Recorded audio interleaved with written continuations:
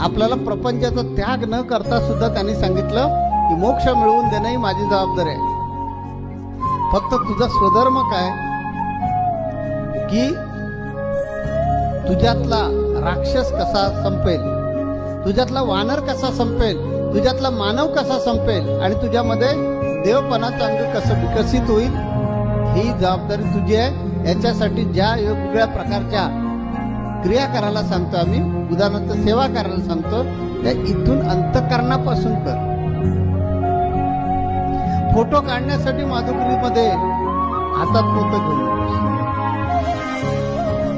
Photo आपला पुढे आला पाहिजे आणि संप्रदाय दर्शन मध्ये तो दिसला पाहिजे म्हणून कुठली गुरुसेवा करू.